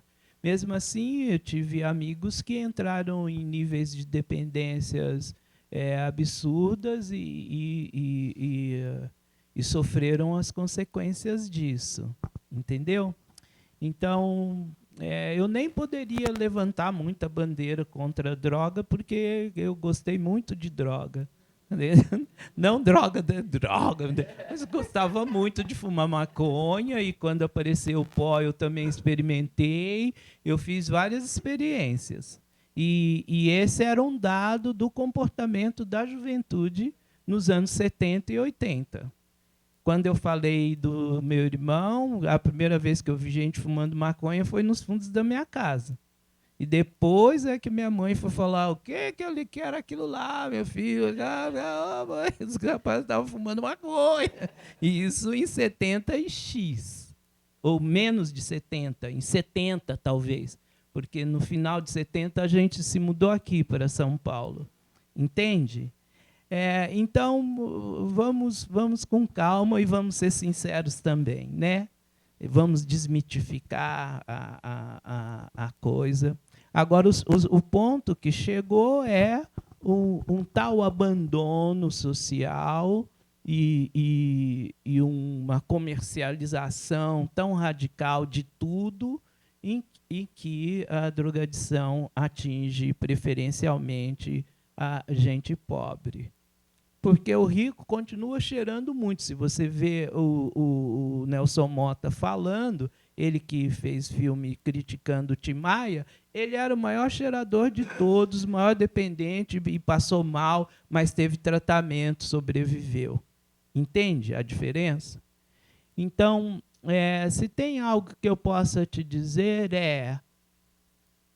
se em algum momento da sua trajetória a imagem em movimento chamou a sua atenção, ligou alguma coisa dentro de você que às vezes não tem nem muita explicação, e que não tem nada a ver com o aspecto técnico, mas com algo muito subjetivo, e que não é a vaidade de ser o cineasta, que é a sensibilidade de falar: eu sei fazer isso aí. Eu sei juntar um conjunto de imagens e colocar um som e provocar uma sensação em quem vê. Eu entendo isso. Isso me tocou e eu quero buscar cada vez mais isso para a minha vida. Claro que a linguagem, o cinema, vídeo, é um segredo lá guardado pela turma do Cacá Diegues na Ancine, entendeu? Mas te impedir de usar o seu celular e depois comprar uma câmera melhor e comprar um gravadorzinho só de 2 canais e montar a sua coisa, primeiro para você, depois para as pessoas mais próximas suas, que você vai ter que convencê-las de que isso é uma coisa legal, porque de imediato elas vão usar o celular e a TV de canal aberto. Se você conseguir fazer isso num prazo largo, que é importante você dar a si próprio, para não se frustrar, Bingo. E se você fizer isso, ainda colocar a nossa pele, que a nossa pele é muito bonita, se você encontrar a luz certa para fotografar a nossa pele, se você registrar os nossos sonhos, nossas quedas, nossos traumas, nossas poesias, cara, você entende? É disso que a gente está falando, é de ter um lugar no mundo que não seja marcado apenas pela miséria, pela dor, pelas impossibilidades. Com a nossa inteligência, com a nossa sensibilidade, com os nossos problemas, com os nossos defeitos, com a nossa humanidade plena.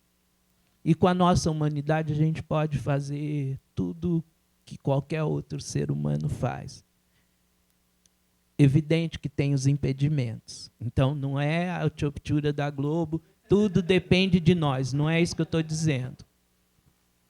Estou dizendo, dá vazão, alimenta, acredita, faz.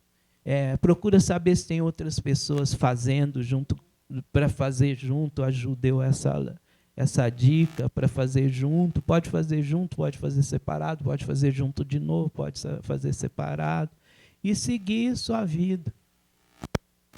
Porque tem espaço para isso, e quanto mais a gente exercitar a nossa presença no mundo, uma presença boa, larga, generosa e próspera, melhor para o mundo. Penso eu.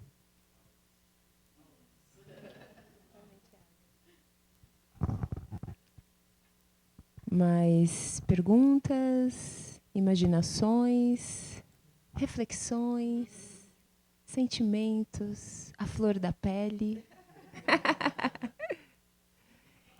Então, para encerrar, eu queria perguntar para vocês quais imaginações assim têm passado pelo corpo de vocês que talvez tenha seduzido, instigado, provocado, comovido, alimentado vocês a criar neste momento, agora, assim, nos últimos tempos. Vamos chamar nos últimos meses, para ser mais precisa.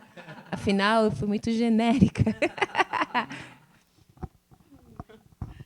Eu vou lembrar, eu vi o Saloma falar dessa coisa do cineasta que filma a nossa pele. Eu acho que o que me marcou muito recentemente, eu fui ver uma mostra dos meninos lá de Minas, o pessoal do Filmes de Plástico, você deve conhecer, Gabito, né? Marte 1, claro que conhece. E aí era uma sequência de curtas deles, né? Tanto do Gabito como do... esqueci o nome do outro.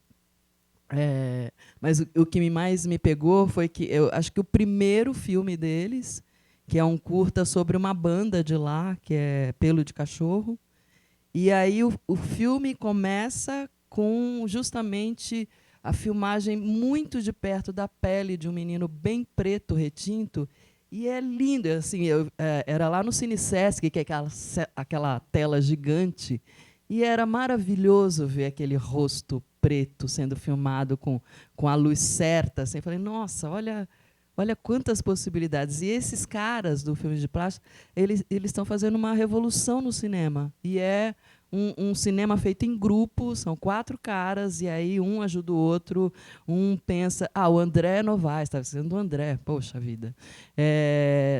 Um ajuda o outro, um produz, o outro dirige. É sempre uma coisa coletiva e é uma linguagem cinematográfica muito nova e muito potente.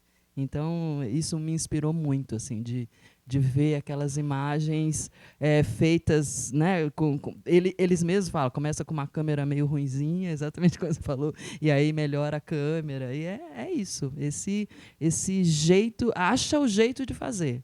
Na minha quebrada não tem, eu vou dar um jeito, vamos dar um jeito. E o coletivo, em geral, ajuda nisso, né?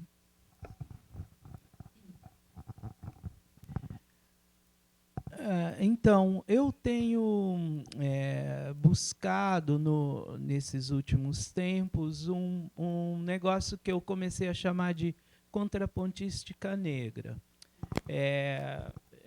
pensando de como os compositores negros, pelo menos a partir de 1500, que foram aprendendo a escrita musical ocidental, europeia, como eles foram forjando ao longo dos séculos maneiras de introduzir pensamento musical africano na escrita ocidental.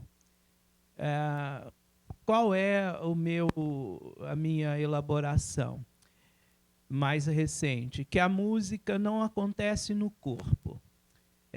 A música, para fazer música, você precisa pensar música. Pensar música significa transformar os sons que não existem no mundo, ou até que existem no mundo, em um sistema de combinações que não estão no barulho da cachoeira, não está no barulho da água fervendo, não está no ruído da pedra rolando, nem do vulcão. É preciso conviver com outras pessoas que pensam musicalmente.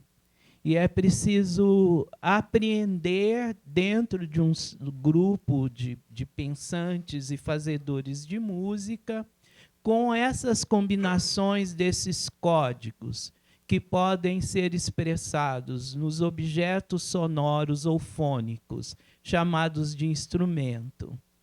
E que essa sapiência de milênios e que todas as sociedades humanas desenvolveram, na África, elas foram desenvolvidas dentro de um conjunto de lógicas do pensar, que a gente pode chamar de sistemas de pensamento musicais. Nós somos herdeiros de sistemas de pensamentos musicais que fazem combinações entre objetos sonoros diferentes e, principalmente, a voz. Esses compositores que eu comecei falando inicialmente, negros, que foram educados dentro de uma lógica europeia de combinar matematicamente os sons e escrevê-los, no final do século XIX, eles começaram a se comportar de uma maneira, digamos, intranquila, porque eles começaram a entender que os modos de pensar europeus não eram capazes de transmitir para o texto escrito os modos de pensar africanos. E é daí que vai surgir as escritas de Lundu, de machixe, depois de salsa, de tango, de merengue, de samba e várias outras formas negras que vão ser dispersadas na diáspora. E é isso que eu estou pensando. E aí convidei jovens músicos que têm domínio da escrita para fazermos músicas cheias, com muitos instrumentos e muitas vozes. E um DJ lá dos Estados Unidos, que estava numa live com Brechó, fez um comentário que a mim foi muito fundamental. Ele estava fazendo uma comparação entre um compositor branco de origem judaica estadunidense chamado Gershwin e um outro compositor negro chamado Duke Ellington. E ele falou, olha, a questão para o Ellington era os músicos e compositores negros tinham que se contentar em fazer pequenos conjuntos, porque eles não tinham nem subsídios, nem dinheiro da indústria para fazer grupos grandes. Então, quando eles conseguiam montar uma orquestra, aquilo era uma vitória estética, porque eles podiam finalmente experimentar as sonoridades daqueles instrumentos que eles não tinham acesso por não ter dinheiro. Então, é nisso que eu estou pensando. Eu fiz um álbum chamado Ancestres de Primavera, com 22 músicos e musicistas, de maioria negra, porque, num certo período, os jovens negros não conseguiam aprender as cordas sinfônicas, porque eles não tinham dinheiro para pagar o conservatório. Isso começou a ser modificado nos últimos anos com esses programas sociais de aprendizagem de música de orquestra. Então, eu queria ouvir a minha música num som grande, expandido, com cordas, tambores, e piano e várias coisas.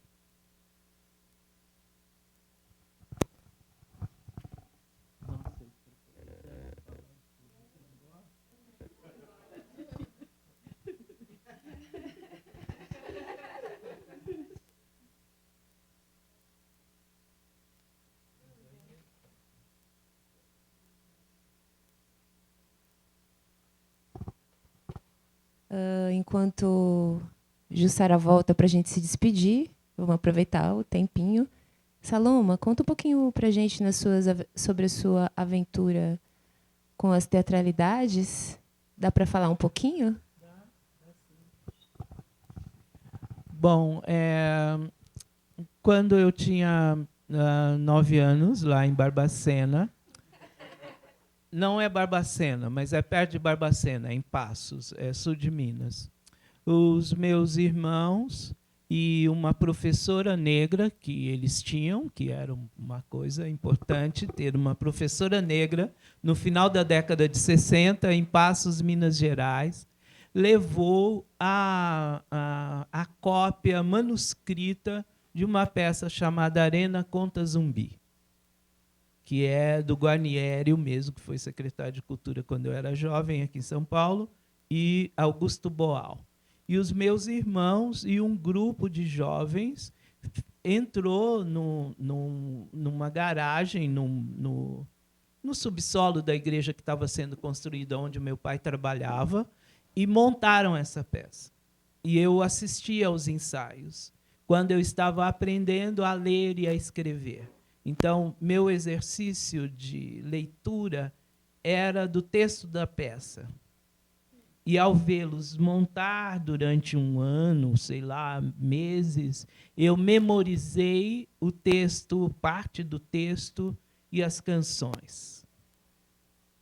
E aqueles corpos daqueles jovens negros falando de Zumbi e Dandara foi o meu letramento racial. E meu letramento criativo, porque tinha música, tinha dança e tinha texto. Então, eu fiquei com isso na cabeça durante muitos anos. E, nos últimos... A minha primeira banda era uma banda que pretendia fazer teatro, música e dança. Chamava-se Circo Nova Essência. Mas nosso grau de precariedade era muito grande, então nós conseguimos fazer só música e alguma performance. Isso entre 1980 e 82, com Satranga de Lima, Marlene e esse povo. Mas eu fiquei com essa coisa na cabeça até fui escrevendo alguns textos, cheguei a ganhar um prêmio de dramaturgia em 2003, mas, em 2013, escrevi uma peça com um amiguinho que era ator, um ex-aluno, e, em 2017, escrevi um outro texto, 2016, chamado 3.000 Tons, que era uma outra pecinha assim, e, 2017, uma outra chamada Agosto na Cidade Murada. Quando foi em 2018, Gé Oliveira, nosso diretor, convidou a mim, a Ju, e, enfim, uma equipe toda para montar a peça Gota d'Água Preta. E aquilo me deu uma coragem para me sentir parte da corporação de ofício dos atores, atrizes e bailarinos. Desde então, eu estou perseguindo isso. Não é fácil, não é simples, quer dizer, escrever dramaturgia e tal, mas, enfim, está dando certo e eu estou indo, porque os jovens também têm me chamado para fazer coisas junto com eles e com uma generosidade assim, dando um pouco, põe esse velhinho aí para fazer uns lances junto com a gente, e eu tô adorando. Jussara, quer falar um pouquinho sobre a experiência com o Gota d'Água Preta, já que a gente chamou o teatro? Quando o Gé me convidou, foi muito na ideia de abraçar um desafio que eu não sabia se ia conseguir dar conta, mas a proposta era muito legal. Eu nunca tinha atuado. Eu trabalhei tanto tempo na Embi Morumbi como professora de teatro, mas sempre atrás, né? Sempre no bastidor, ou preparando o povo para cantar, ou mesmo assistente de direção, mas atuando foi a primeira vez. E aí foi um desafio gigante que eu topei, um pouco porque eu gosto de desafio, mas porque o Gé colocou a coisa de um jeito muito legal, e que foi como aconteceu realmente, que seria um encontro com vários atores e atrizes e haveria um acolhimento desses atores e atrizes, dos mais preparados, para gente que nunca tinha atuado. Então, o próprio desenho da cena era feito de forma a que acontecesse uma espécie de abraço mesmo. A gente estava sempre rodeado por todos. Todos estavam sempre à nossa volta. Então você se sentia realmente em cena, acolhido pelo elenco. Isso ajudou bastante. E outra coisa que me ajudou muito foi que eu encarava os textos, né? As falas da Joana são sempre falas enormes, né? São os chamados bifes, né? E o que me ajudava era justamente pensar como intérprete de canção. Para mim, cada momento de fala grande da Joana era como se eu estivesse interpretando uma canção. Eu encarava como aquilo, então aquilo facilitava para eu decorar, facilitava para eu incorporar a personagem. Então isso me ajudou muito. Eu lembrei muito de um professor de piano, Ricardo Brem, que eu comecei a estudar bem velha já, né? Já estava acho que depois até do primeiro disco eu comecei a querer tocar, e teve esse professor que me deu umas aulas, e uma coisa que ele me falou que foi muito importante, que assim, usa o que você já tem de desenvolto, de construído como cantora, para te ajudar nessa outra atividade que não é tão comum para você, que é nova, né? Então, eu como cantor, eu tenho uma desenvoltura, usa isso na hora que você for tocar. E aí eu pensava nisso no fato de ser cantora, né? Tem um know-how ali que eu tenho pelo tanto de vezes que eu já cantei, as várias situações em que eu cantei. Então eu usava isso para me ajudar a me entender como atriz ali, como parte do elenco. Isso me ajudou bastante. Acho que foi uma experiência muito, muito, muito intensa, assim, muito forte, muito transformadora. A flecha do tempo passou. Eu me sinto muito honrada em estar aqui ao lado de vocês. Eu me sinto muito honrada. Que sorte a nossa. Muito honrada também em estar aqui ao lado de vocês. Que bom que vocês vieram. Que bom que vocês que estão online também vieram. Agradeço, então, Jussara e Saloma. Agradeço a Casa Sueli Carneiro. Não esqueçam que a Roda das Artes continua, então teremos outros encontros. Dia 4 de setembro, atenção para as divulgações. E até breve. Não acaba aqui. Continua. Obrigada.